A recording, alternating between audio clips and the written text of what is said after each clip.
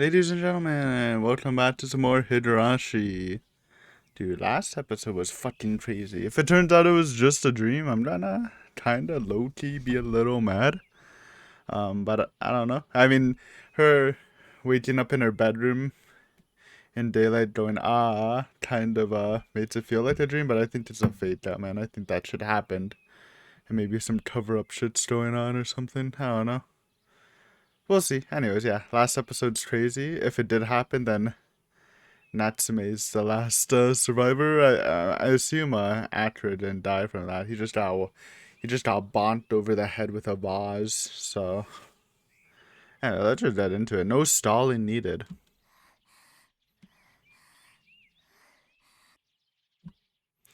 When I sat up, the blanket laying up to my chest fell forward and rolled down to my knees. At the same time, beads of sweat from my forehead dripped down on the thighs of my pajamas, leaving a number of stains.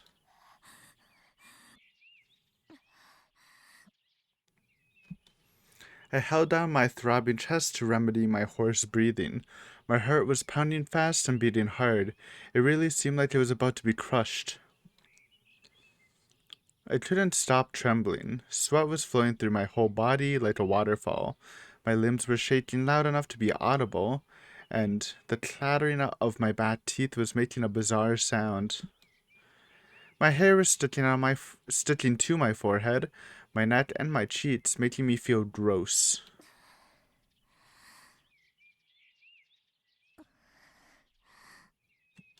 Slowly, after finally managing to catch my breath, I timidly lifted my head. This is my room. Right, this is my room in my house. No, this isn't real. I'm hedging my bets. I'm assuming this isn't real more than the whole last episode wasn't real. I slowly looked back at the alarm clock to the side of my desk. It was around 7 o'clock. The second hand continued moving like usual. From out the window, I could hear the cry of a sparrow. Sunlight brightly shone in through the window with the curtains open wide, telling me it was morning. I exhaled a deep sigh of relief, large enough to empty my lungs.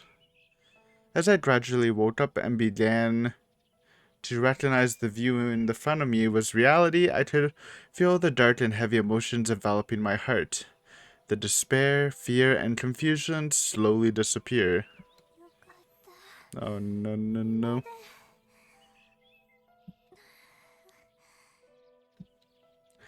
Thinking about it calmly, it was a strange dream.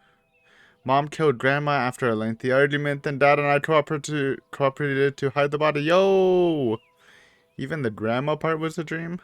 But that shit happened like days ago. But when it was discovered, Mom killed Dad and tried to kill me in a fit of paranoia, attacking with a kitchen knife. Little recap. I shook my head and bitterly laughed at myself for being frightened by a dream. Seriously, what a ridiculous dream. It was like that bad horror movie I saw on TV the other day. Okay, dude. When they keep saying stuff like that. I talked about it last episode. You know something bad's gonna happen when they just keep saying something like that. No matter how strong-willed Mom is, I don't think she's the kind of person who would lose all reason and kill Grandma. And not to mention, the notion of her killing Dad seems absolutely impossible. It was so obviously unrealistic. It seemed like I took a story and saw somewhere else and replaced the characters with people I knew. It was an irresponsible nightmare.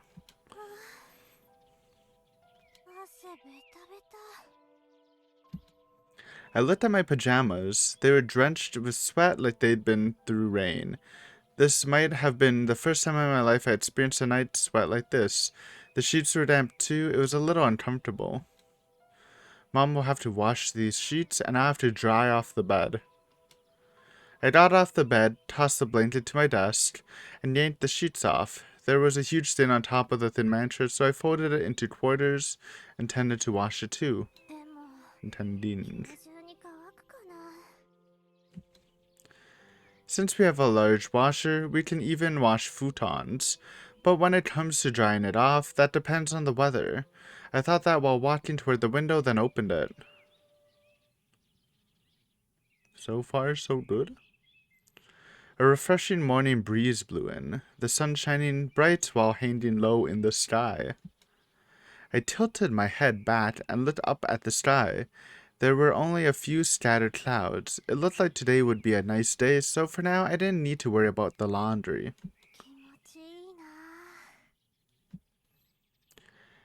The break of dawn had already passed, but I think this was the first time in a long time that I woke up this early.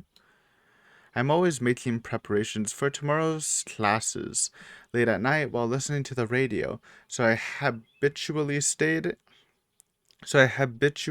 in bed until the last minute in the morning. Even so, I went to school on Monday morning feeling half asleep, but for some reason my head was clear today and I didn't feel sleepy at all. Well, back in Hinamizawa, I woke up at this time without anyone waking me up, so it wasn't a big deal or anything. Enough of that, I murmured while shaking my head, then sighed. That's right, I've thrown away my ties to Hinamizawa, so it doesn't matter what happened in the past. I'll forget everything, cast off the shackles, and live as a resident of this city. And I'll study more and more, I'll fight against the people around me and narrowly pull ahead of them, just like everyone else in the city, and do my best to get in the same university as Akira-kun. That may be impossible, it might be too late now. No, that's what other people decided on their own. I won't accept that nonsense anymore. I'll believe in myself and earn my own happiness right here, right now for sure. Okay, but like, can we go downstairs? If you see the parents, then it'll answer everything. So, Hinamizawa doesn't matter anymore. It won't interfere with my life ever again. No matter who asks, no matter what the question is, they'll never find out. Unless they, I don't know, like, just look into your background. I'm a resident of this town, Natsumi Kimiyoshi. No, I'll throw away the name Kimiyoshi too. No, it's kind of sick. I'm Natsumi. That's all. That alone is enough. From now on, I want everyone, even Akira-kun, to call me Natsumi. By doing that, I can throw away everything tying me to Hinamizawa. I can live happily in this city.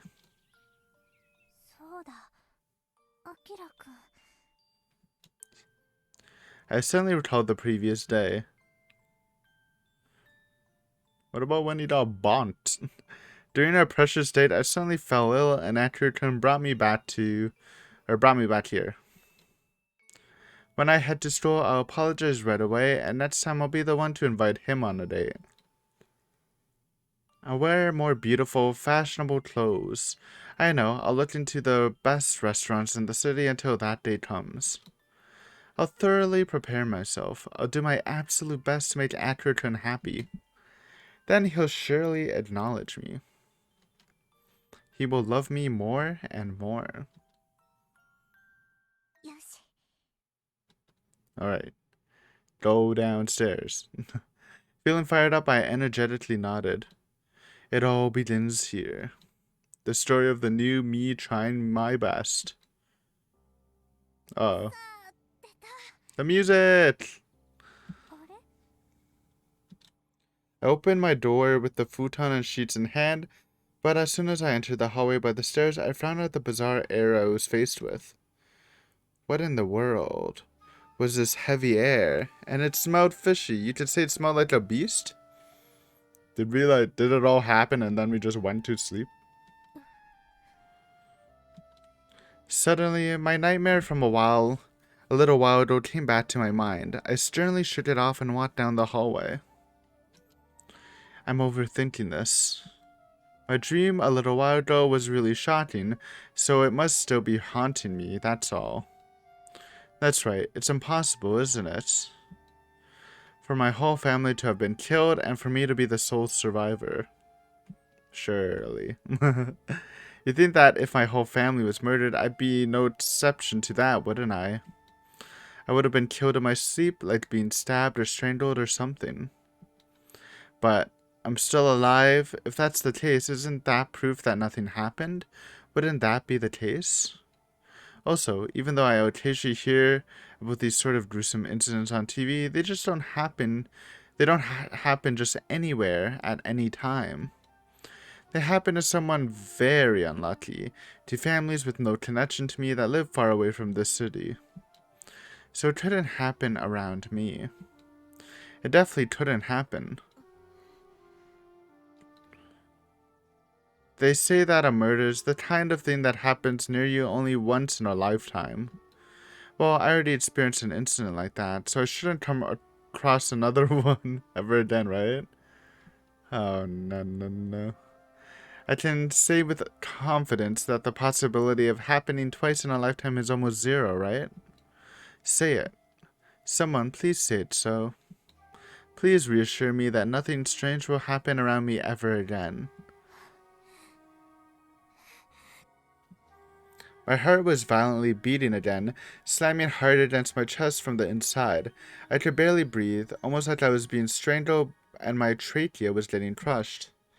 Despite that, I mustered my willpower and walked down the hallway, reinvigorating my fading senses. Finally, I reached the stairs. And slowly, placing careful pressure into the soles of my feet, I made my way downstairs one step at a time. Tap.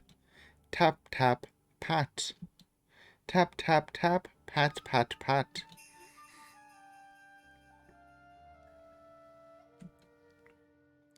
That's strange. That's really strange. Why do I hear another set of footsteps after my own? It's on you. Get out of here. She's patting? There shouldn't be anyone on the second floor right now. Mom should be making breakfast while Dad watches the morning news in the living room at this hour. And of course, Grandma never takes the stairs, so she must be on the first floor. Tap, pat. Tap, tap, pat, pat.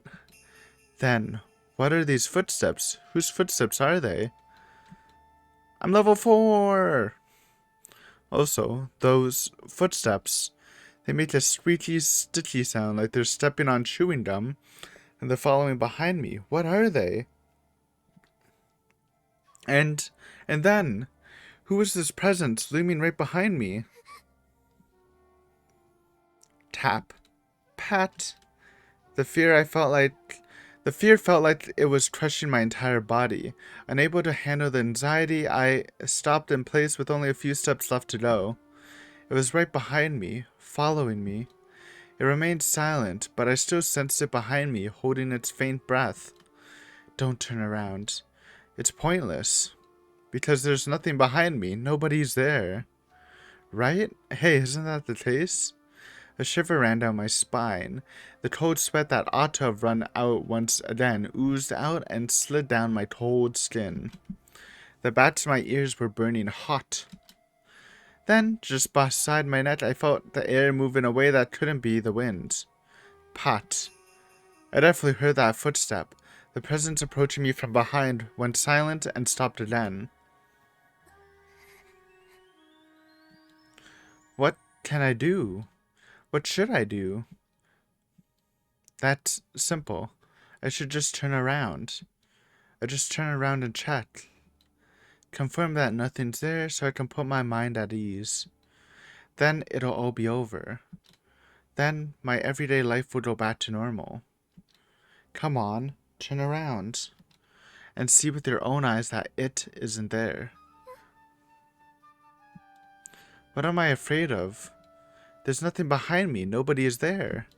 Just look at it and make sure. Look, it's simple, isn't it? Just turn your head and look behind you. Then you'll feel much better. Go on, turn around. Don't make me say it over and over. Turn around already. Then I'll see. Come on, look quickly. Look, look, look, look, look, look, look, look, look, look, look, look, look, look. Hee hee hee hee hee hee hee hee.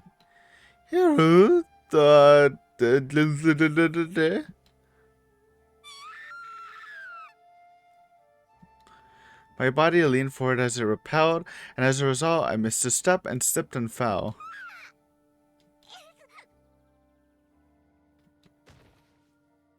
Fortunately, I wasn't too high up, and the futon I was carrying cushioned my landing. So I reached the first floor with light bumps on the knees. Then I timidly looked up toward the second floor and saw nothing there. Oh. I breathed a sigh of relief. I should have just done as the voice said then. I bitterly laughed in astonishment of my cowardice as I picked up the dropped futon, opened the sliding door leading to the living room, and stepped inside. Dun dun dun. Dead bodies. It's the song! My girl really just went to sleep, huh? What is this? What is this? What on earth is this?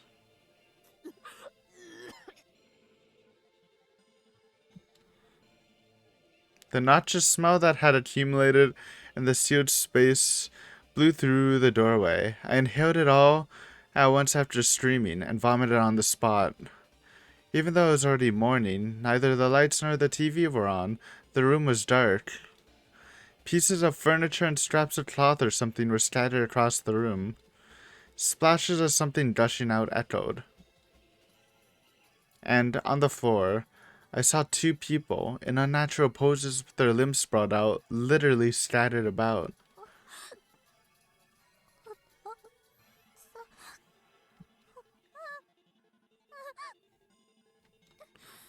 Coming back to my senses, I ran over to one of them and touched their shoulder.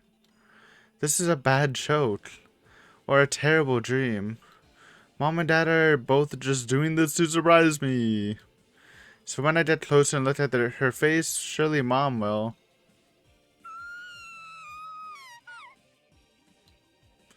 The moment her face turned toward me, I caught a glimpse of Mom's aloof eyes. But her pupils were hidden under her eyelids. What I saw were the whites of her eyes, her blood vessels risen to the surface.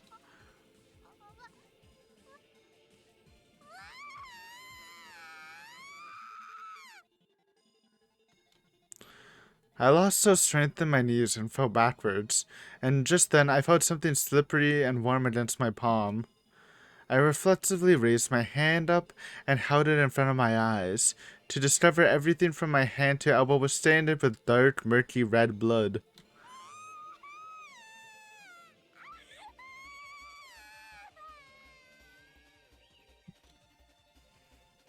I screamed, shouted, cried, panicked, widened my eyes, and frantically held my hand against the wall and pushed hard to lift my upper body. However, my arms gave out and I slipped and fell into my shoulder, right in front of Dad's face.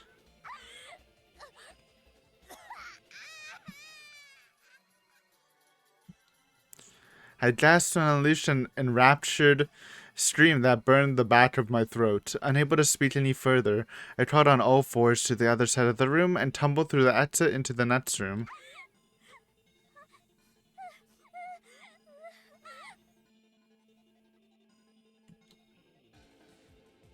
My vision distorted and I narrowed as I felt myself on the brink of fainting, and at that moment I clearly saw Grandma sitting quietly in the corner of the room in front of the altar. What the fuck? She seemed to be offering prayers to Yashiro-sama's altar, seeking salvation from this blood-stained hell.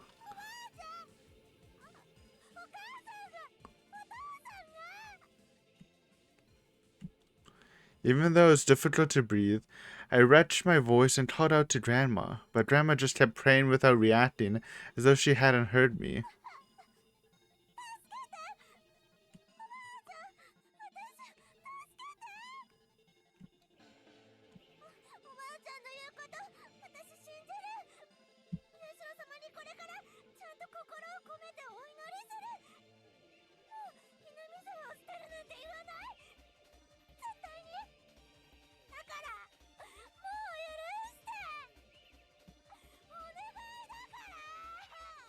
This is like pretty intense. That's why I'm not somehow not cracking jokes, even though I was going kind of hard last episode.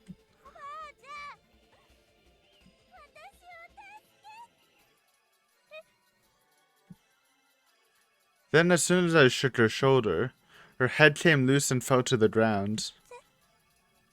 Dun dun dun.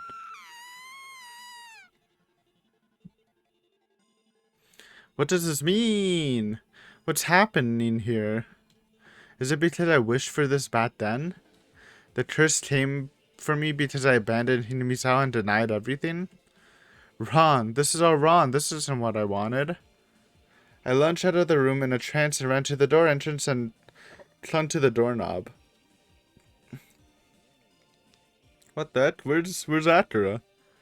I unlocked it and clatter, clatter, clatter, clatter, clatter, clatter, clatter, clatter, turn, turn, turn, turn, turn, turn, turn, turn.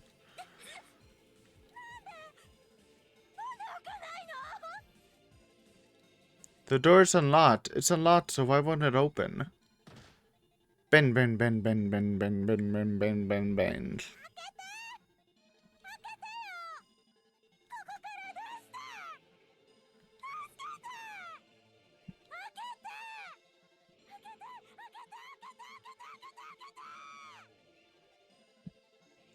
Even when I shouted, even when I screamed, even when I cried in bed, the door stood firm and would not let me out. And then...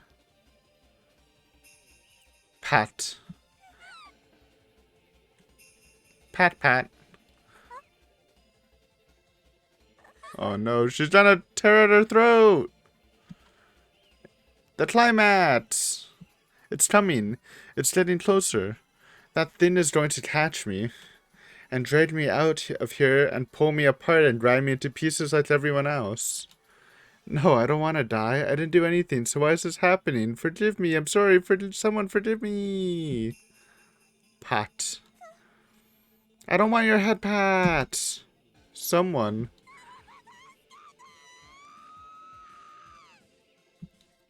Please. I'm literally dying.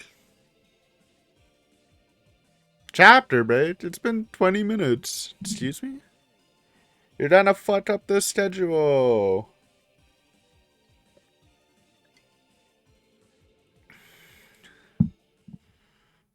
How dare you? What the heck? Actress stood alone on the rooftop after school when everyone had left, gazing into the distance. The light of the sun dyed that athletic field a deep red, and the cityscape was visible on the horizon. He caught a glimpse of the students getting ready to go home after club activities and heard the cheers amongst the cries of the Higurashi. It was a typical, peaceful after-school scene. Perhaps the reason it looked so melancholic was only because that's how it looked in Akira's heart. Suddenly, he turned to look over his shoulder. At the bench behind him, until last week, that was the favorite spot for a girl he liked. Not used to seeing the scenery from such a high vantage point, she would happily look down at it from the bench from time to time while having lunch with Chisato and Tama. Akira's two childhood friends would gather around her to talk and laugh. The girl in his memories kept shifting between laughing, getting mad, and looking exasperated. Break time was always full of cheer and laughter. But she would likely never sit there again. With bitter tears on her face, Chisato had told Akira last week what she heard from her homeroom teacher, that Natsumi would be leaving the school. The story of the tragedy at Natsumi's house spread through the entire school shortly after it occurred. At the same time, her Hinamisan heritage was revealed in the worst possible way. Oh no, no, no. Racism! Due to the widespread TV coverage, the students inconsiderately began speculating and spreading senseless rumors about her, as though they'd find the story a source of amusement and ridicule.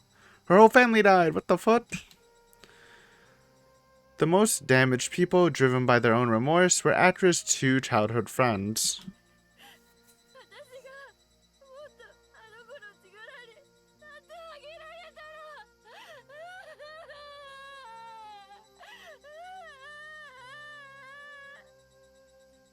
She was unable to finish saying that, but that was the first time Akira had ever seen her weep so loudly.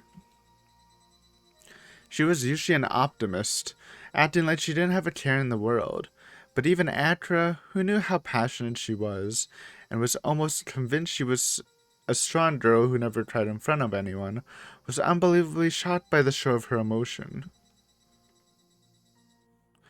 Chisato wailed with tears as she cried, venting her emotions to Tomato and Atra in a hoarse voice.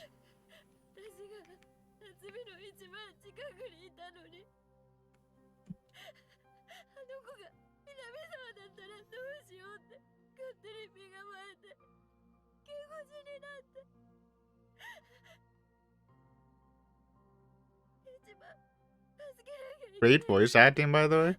Obviously from Natsumi too. But Chisato's also popping off.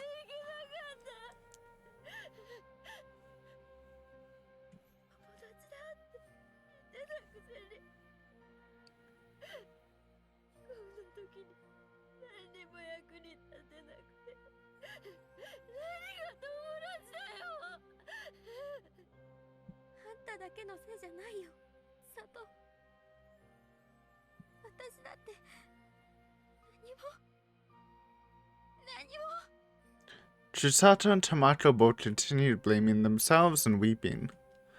And even though Atra wasn't crying, he felt the same way. Did Atra not get bonked? Or maybe he did get bonked. All of them had been in a position to help Natsumi. He certainly didn't know how he could have helped, but there should have been something he could have done for her. But he didn't, and now he felt left trapped in an endless loop of regret and self-loathing for what he'd failed to do.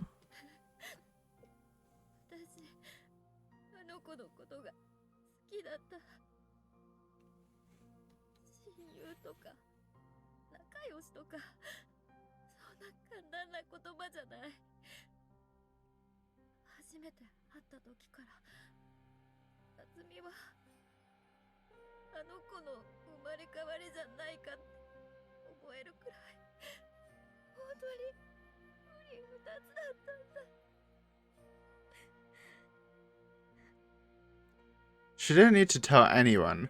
Atra could remember. That girl she spoke of referred to a lovely girl who'd always follow Chisato around with an innocent smile on her face. Of course, Chisato dotted on her like mad, but the girl was young and bedridden with an illness. She fought as hard as she could to live, but before Chisato made it to middle school, the girl's life came to a close with Chisato by her side. That's why Chisato was so... I'm sad. This is too sad for me, man.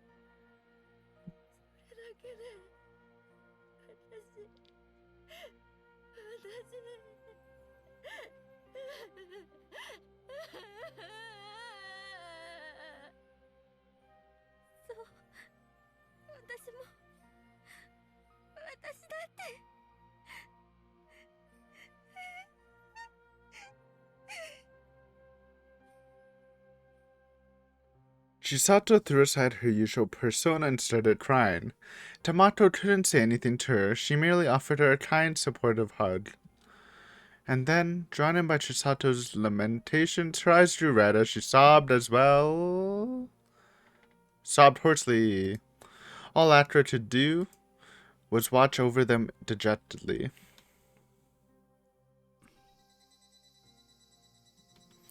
Since that day, Chisato and Tomato haven't spoken much. Every time they saw each other's faces, it reminded them of Natsumi whether they wanted to or not.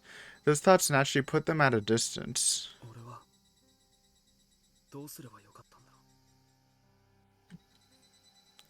Suddenly, Atra asked himself a foolish question. Should he have just asked Natsumi about her heritage and distanced her from her family? Or maybe he should have stayed with her longer, all day if he needed, and protected her when danger presented itself. He tried imagining such a scenario, and mocked himself for what an unrealistic notion it was. There's no way he could have done either. Natsume's misfortune happened right in her own home. There was very little room for an outsider like Akira to be involved. Quite the contrary, it was presumptuous and arrogant pipe dream to even think he could have dealt with it like that. Even so, Akira clenched his jaw while scratching his hair to relieve the irritating helpless feeling encroaching on his entire body. He truly was helpless. Anger ignited and raged like a wildfire in his chest, less directed less at the god that meddled with humans' fate, and more at how powerless he had been. On that day, even though he saw how abnormal Natsumi was acting, Akira just assumed she wasn't feeling well, and brought her home without asking anything else. He believed it would have been rather rude to pry about the state of a girl's body. Don't lie, Akira Todo. In reality, you were concerned that if you said something insensitive, Natsumi might reject you, right? Don't make me laugh. You were scared. You simply didn't want to give Natsume a bad impression after you finally confessed your feelings, didn't you? By doing nothing, you could at least avoid the risk of making a mistake, isn't that so? In his head, someone with Akira's face laughed while saying that to him. Akira clenched his fists instinctively and trembled as his face warped into a loathsome expression, but he couldn't deny any of it. Everything his doppelganger said was right on the mark. Besides, at the time there was a sign. Despite her stupor, Natsume had stubbornly tried to keep Akira away from her home. No, she didn't want him to see it. And Akira, remembering the rumors about her and unwilling to get deeply involved, reluctantly parted ways with her there.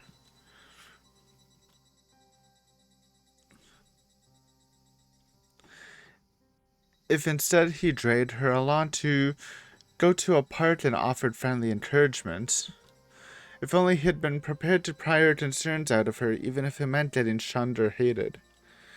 Perhaps then he wouldn't be here all by himself, moping about how pathetic he was.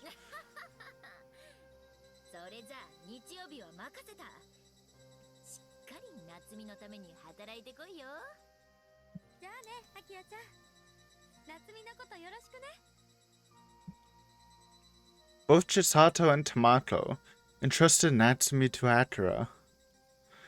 Both of them believed Akira to do it. Seeking purity and peace, the name of the one he loved emerged from the depths of his heart and came out as a gentle mutter. And the raging desire to see her again erupted from the back of his heart, leaving a rending pain in his chest. He wanted to see Natsumi, to see her again and talk. And if that came true, then he swore that he wouldn't fail her again. Not this time. Claimed me. Who dat? Just then, Edgar heard the sound of the door opening, looking back casually, and then he froze. No shot. It's Natsumi? I gotta say police Tomoe? It's Natsumi! Standing there was the person he wanted to see. It was Natsumi. What the heck? Natsumi.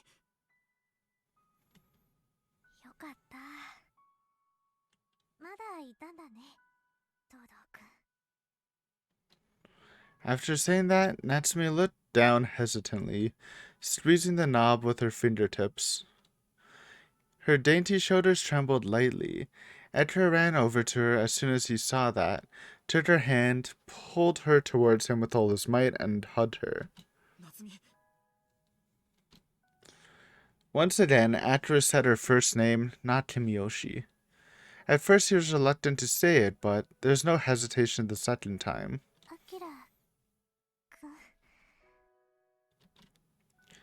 Natsumi was stunned and confused for a while. She leaned feebly against Akira. However, it was the first time Akira called her name. The feeling was pleasant and painful. She wrapped her arms around his back in acceptance, then buried her face in his chest. Yo, Jimmy. Look at that, man.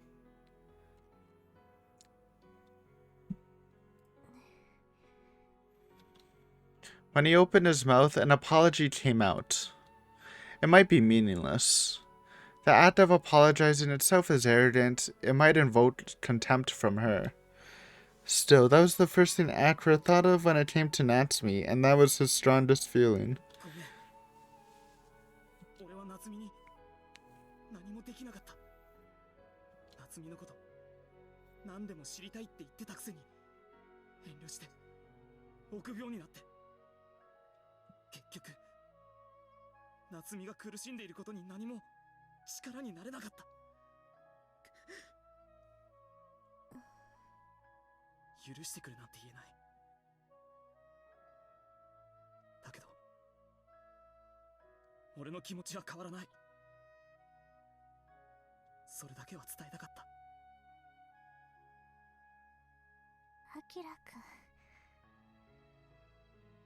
Natsumi slowly shook her head, her face still buried into Akira's chest. Then she gently looked up at him head on and smiled at him.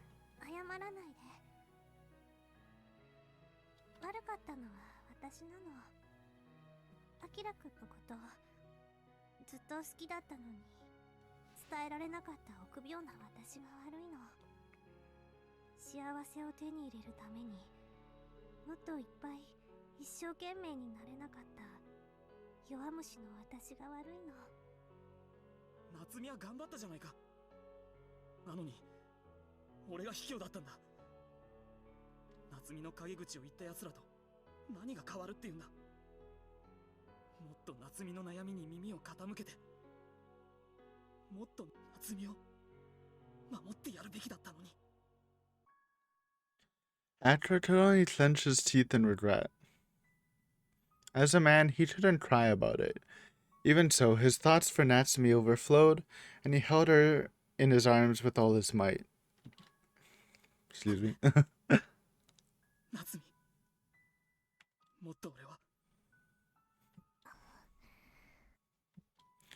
Silence enveloped the two of them. The sunset settling on the horizon illuminated their figures with a deep red, casting long shadows along the rooftop.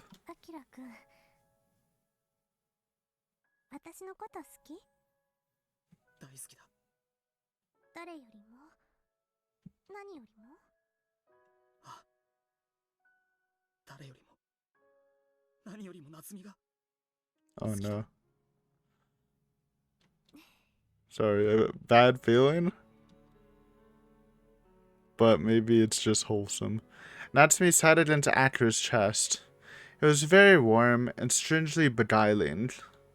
Akira was unable to withstand the huge embarrassment and the pounding of his heart, so he instinctively looked away a bit from her blurry eyes.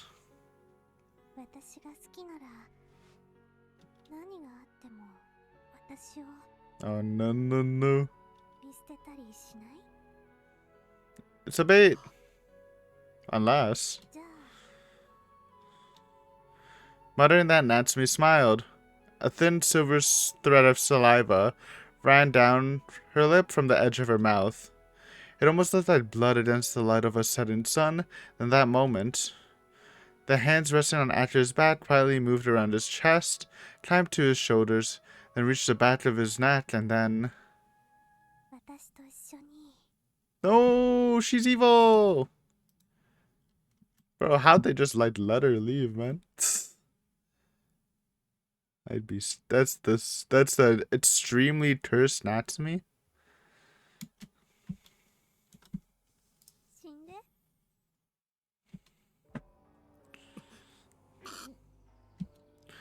The moment she exhaled the word, Natsumi dripped Akira's Adam apple. Oh god, and squeezed with all her might. That sounds extremely painful.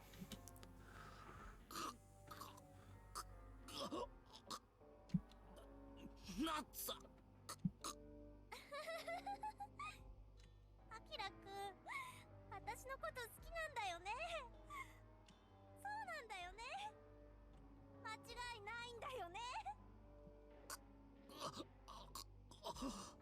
After a face to his eyes, then shivered and began to doubt his own sanity. Natsumi was looking right at him, her face warped into a sneer, seeping with a fierce, killing intent and unfathomable darkness.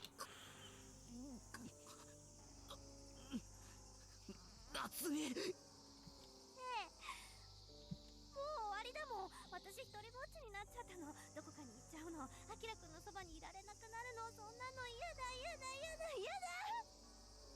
だから一緒に死のうよ。アキラくんと一緒なら怖くないよ。だからいいでしょね。私のこと好きなんでしょ。そうでしょ。そうなんだよね。私今幸せなの。だからもう手放したくないの。絶対離したくないの。私のこと好きなんでしょうね。だから一緒に死んで一緒に死んで一緒に死んで。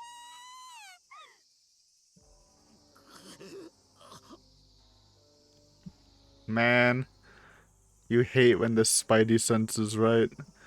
Natsumi's eyes were wide open and she was breathing hard. She opened her red mouth to reveal her sharp canines. Then her nails bit into Akira's neck, breaking the skin and digging into his flesh. The intense pain and lack of air was dragging his consciousness away. Despite her still believing that this was an unbelievable nightmare, Akira continued desperately struggling to remove Natsumi's fingers. Yo, it's the neck tearing, but doing it to someone else. 私のこと好きなんでしょ。私の話を聞いてくれるんでしょ。力になってくれるんでしょ。私の幸せになってくれるんでしょ。私のこと好きなんでしょ。なら私の言うことを聞いて、私のためになって私を幸せにして。アキラくんと死ぬのが私の願いなの。私のためなの。私の幸せなの。だからね、お願いお願いお願いお願い。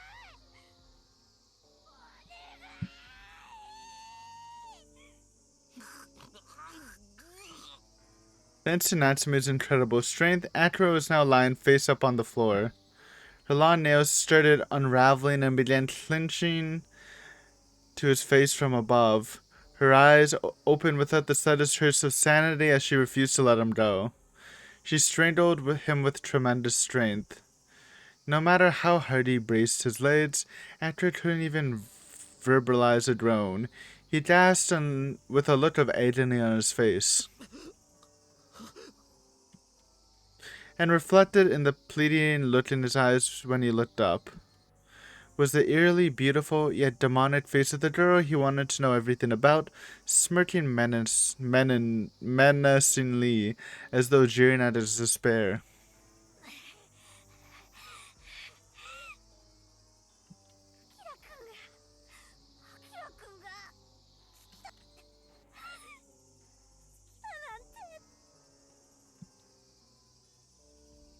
Natsumi struggled to mutter with the tears in her eyes.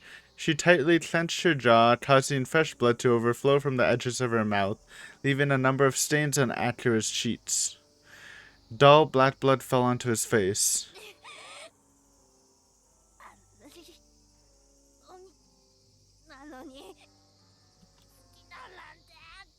Oh, so scary. Could that really be Natsumi? Was this the true form of Natsumi Kimiyoshi he wanted so desperately to see again? Again? It's kind of a weird. Again.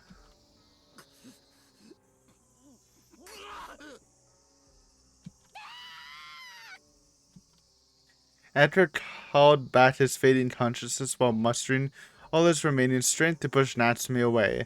The moment a gap between Natsumi and himself opened, he immediately headed toward the rooftop entrance. However, Natsumi was clasping his ankle with ferocious strength.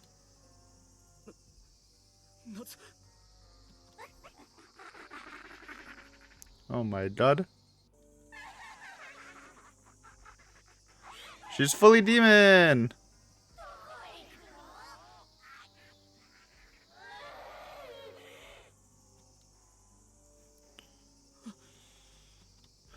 Giggling in an odd voice, Natsume staggered to her feet.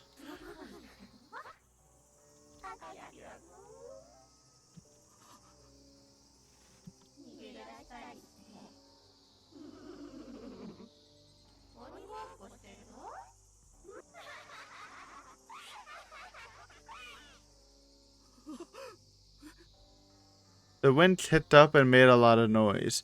Natsume's hair began to stand on one side. Each strand reached out like tentacles searching for prey.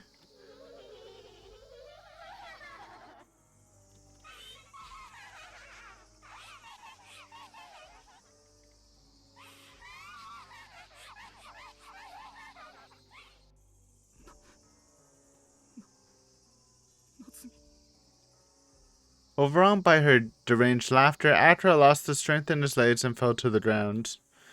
Natsume slowly walked up while looking down at him arrogantly, then straddled him. She reflected on her laughter as she reached for Atra's throat.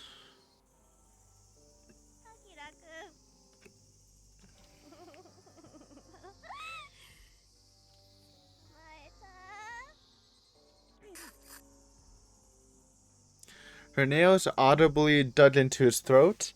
Atra's eyes went bloodshot as Natsume moved her face closer and closer as if trying to pierce his chest. What was that? That horrible distorted face.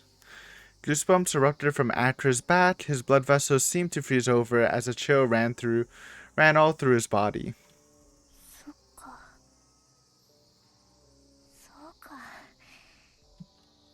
Seeing Atra tremble with fear and distress, Natsume muttered in a voice that sounded like she had slightly regained her sanity, but what came out next was calm yet blood-curdling voice.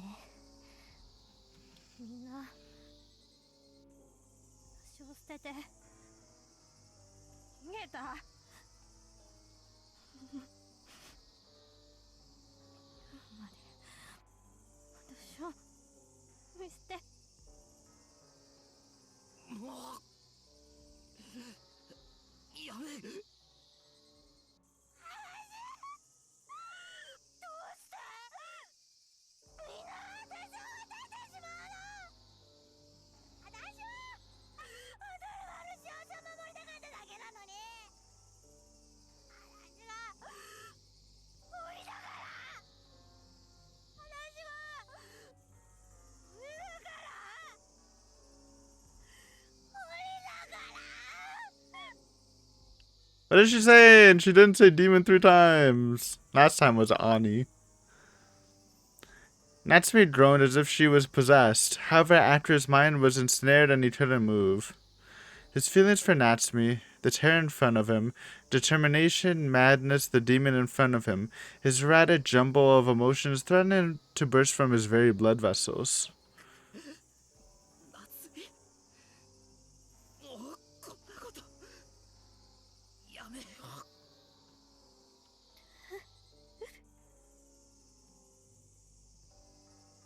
Natsume's eyes narrowed.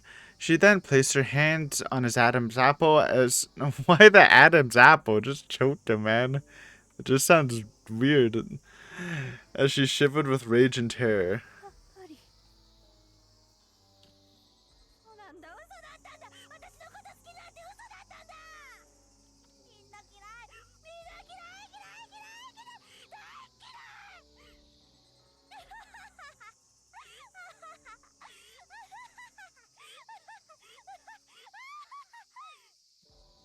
Natsume crouched down on the spot as her deafening screams roared.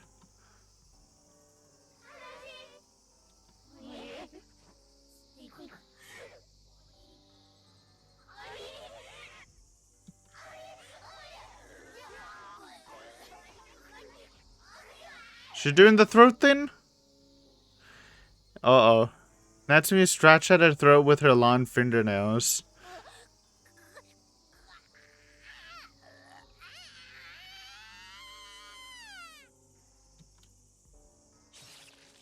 Natsume cried out in a booming voice that filled the air. Blood splattered from her torn neck, and her nails broke through to her throat and dug into the cross-section of broken skin. Natsumi moaned as she coughed up blood, then lost her balance on the crimson pool pouring at her feet. When Atra finally came back to his senses, the entire area was dyed bright red with blood.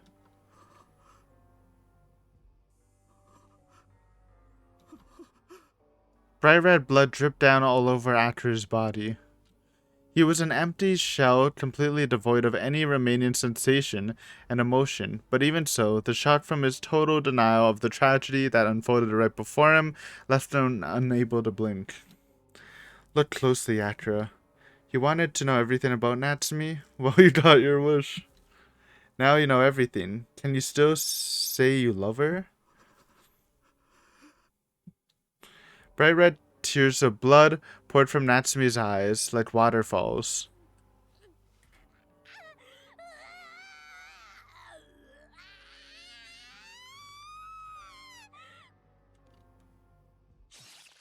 She was screaming her death throes.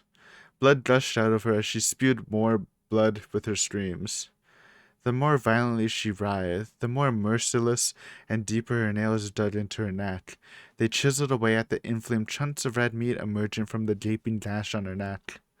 Fresh blood and muddy bodily fluids erupted from Natsumi's body and gushed out as far as the eye could see. Atra could only stand there, unable to move. His hands, grabbing on Natsumi's arms, floated along with the shadow and eventually separated from her. Then, for only a moment, he saw Natsumi don a gentle smile.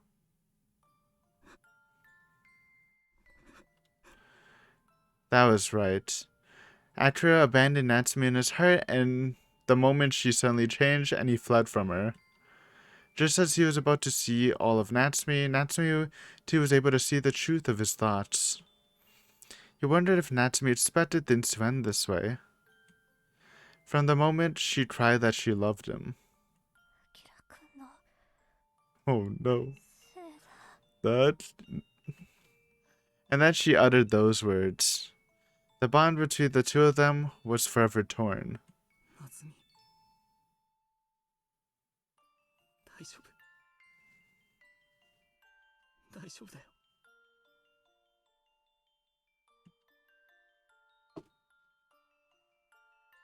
Atra gently hugged Natsumi's lifeless body.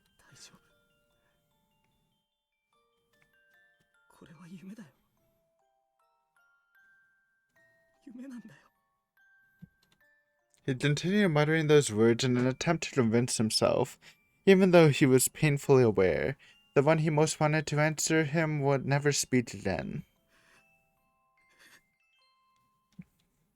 Little by little, the warmth faded from Natsumi's delicate body. Never wanting to let her go, Atra tightly embraced Natsumi covered in blood. He wanted to fall asleep together with Natsumi in a dream. Atra continued to wish only for that as his consciousness faded away. Oh man. Yeah, definitely not a happy ending, huh? Tomoe, you did nothing!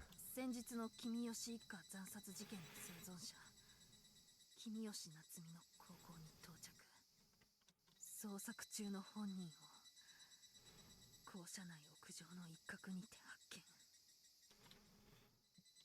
君吉夏美は到着時すでに死亡。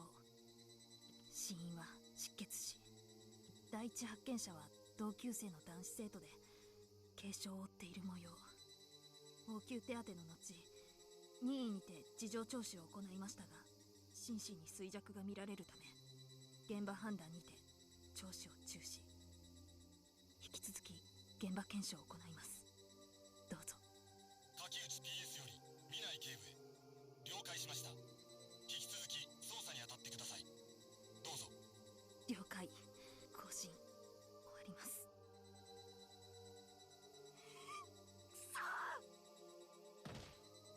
Unable to control my anger, I punched the hood of the car. I could see my fist gushing with blood, but the pain of that wound was nothing compared to the pain in my heart. Again, I failed to protect them. I swore this would be the end. I swore this would be the end of the tragedy in Hinamizawa. What was all that crap you said about hating to break promises? What nerve you have, Tomoe Minai. What good does having the power of the state when I can't save the life of an innocent civilian, and such a young girl at that? 何なのよ何なのよ一体これもお社様のたたりとでも言うっての大石さん And so, I directed a question toward the old detective who was no longer in this world. The more I investigate, the more I'm driven into this labyrinth, this chain of nightmares. The closer I get, the more the door of truth shuts. In the face of such a baffling mystery, what can I do by challenging it alone? And yet, I can only say this. No, I have to say it. The curse of Hinamizawa is not over yet. The great disaster didn't mark the end of everything. And I'm sure it will continue for a long time. This tragedy will repeat over and over again in some other city, until the name Hinamizawa weathers and fades from people's memories for all time. Aha, that's it. It won't end like this. No, I won't let it end like this. I swear, I'll blow the lid on this ruthless, tragic nightmare of an incident, even if it costs me my life. 終わらせたりするものか私は忘れない絶対 July 1983. A complete blockade of Hinamizawa village was established. As a few days after the incident. Dun dun dun. We done? Yo, Gio Tomotaki! What the heck? Oh, is this Tomoe's notes? Mio was strangled and incinerated. Oichi was missing. Kimura is also missing. Unlucky. Irie is dead. Rika's dead. And they just died from the disaster. Satoko, Mion! Chichiro, Shion? Oh, yeah. Well, okay, yeah, it is part of the Kanto timeline where Shion always escapes. Hatakeyama! Aki. Toji. Haruko. Natsume. Tomoe died in a gunfight. Like, a couple years later. Volcanic gas reemerged with detective, and then they blocked it. Okay, she probably died from going too deep in, man. Well, that, just to end at an even sadder note, Tomoe doesn't win and just dies. That just makes me sad. So with that.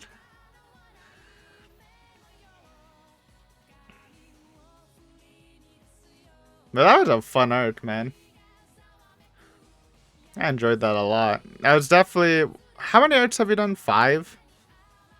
I would say that might be the best. It's either that or the second arc, I think, are my favorite. With the 4th arc being a nice 3rd.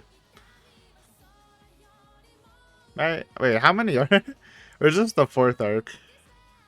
This might be the 4th arc. Then it's all fucked up, man. I don't know.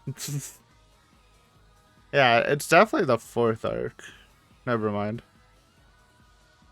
Anyways, I prayed to Hanyu that nothing bad will happen since I really like the cast of this, and no, it was a super bad things happened, so curse you, Hanyu. This is why everyone bullies you. You're a terrible god. Anyways, hint me. Yo, OTAS review session, hype. Oh, it's so late though. We'll save that. We'll save that for next episode. So next week will be OTAS review plus a little just myself review. And I know that'll be like a little smaller than a normal week. There'll probably be shorter videos in general, but gives me a slight break before we just head into the next one. So thank you guys for watching this episode. Hopefully you enjoyed. And next time we're getting an old task review. That's it just clipped. That's pretty hype, man. I do love me some old task reviews. They're always bangers. But yeah, thanks for watching. Hopefully I see you next time. Peace.